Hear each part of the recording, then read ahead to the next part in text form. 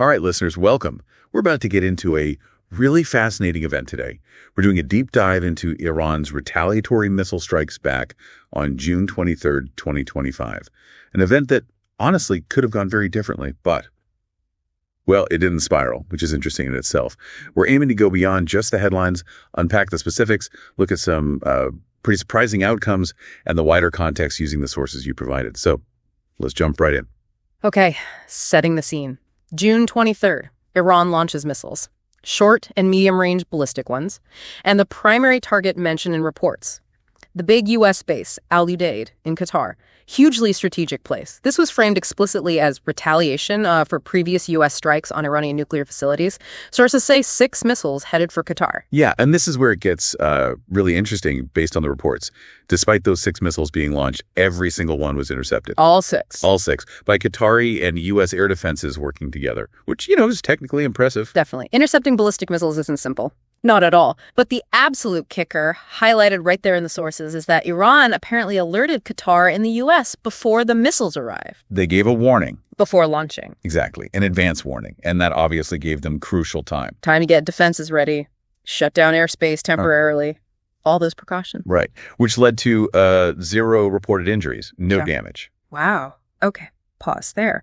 Iran warns the U.S. and Qatar before firing ballistic missiles at a major U.S. base. I mean, that's not standard procedure in conflict, is it? Not even close. It's highly unusual. So what are the sources suggesting here? Is this Iran trying to save face? A deliberate step back from the brink? What are we looking at? Well, analysts are definitely debating it, but the general feeling from the sources points towards a kind of controlled aggression. Controlled aggression. Yeah, like they needed to show they could and would retaliate, for domestic audiences maybe. Yeah. But at the same time, they signaled pretty clearly, we don't actually want a full-blown war here. So it's a calculated move.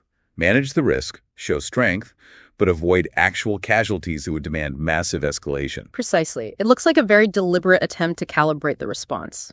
Forceful, but maybe not fatal. Okay. And then there's another piece. While the Qatar incident had this strange outcome, Iran also mentioned hitting another U.S. base, didn't they? And al-Assad in Iraq. But U.S. officials, according to the sources, said, nope, nothing hit there.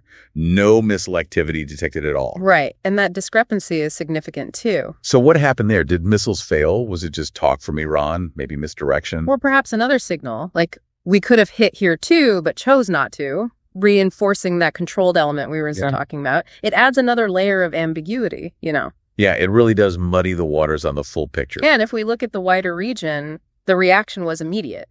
Because of the warning. Presumably because of the warning and the launches themselves. Qatar, Bahrain, UAE, Kuwait, they all shut down their airspace pretty quickly. A major disruption, even without damage. Absolutely. And Qatar specifically condemned the strikes, called it a violation of their sovereignty. Even though the missiles were intercepted, it still had a regional impact. Okay, let's talk about how Iran framed this. They called it Operation Annunciation of Victory. That's quite a name. It is. Very deliberate branding. Annunciation suggests a proclamation, a public declaration. So they're declaring victory through the act itself, regardless of the physical outcome. That seems to be the message, yes. The sources suggest they emphasize matching the scale of the U.S. attacks symbolically, while also stressing they weren't trying to harm civilians or escalate uncontrollably. So the messaging, the name, it's all part of this complex signaling strategy. Showing capability, claiming a win, but carefully managing the fallout. Exactly. It points to the symbolic weight of the action. It wasn't just about kinetic impact. It was about the narrative, about asserting their right to respond, projecting strength, but doing it in a way that hopefully kept things from boiling over. It suggests they really understand military action as a communication tool. All right, so let's try and bring this together quickly. We've looked at a major retaliatory strike. Yeah. That kind of counterintuitively led to no casualties or damage. Thanks to effective defenses, but crucially, also that advance warning. And we've touched on those conflicting reports about Iraq, the regional airspace closures. It all points to something very calculated. They're calibrated, yeah. For you, what's the single most striking thing from digging into this?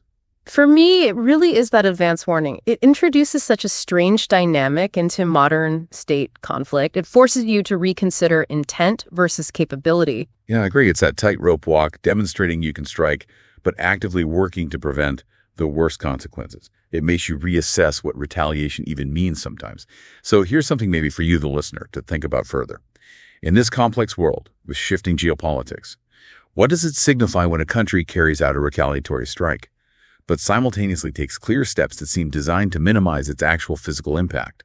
Are we seeing a new playbook emerge for deterrence, or maybe even a strange form of crisis communication?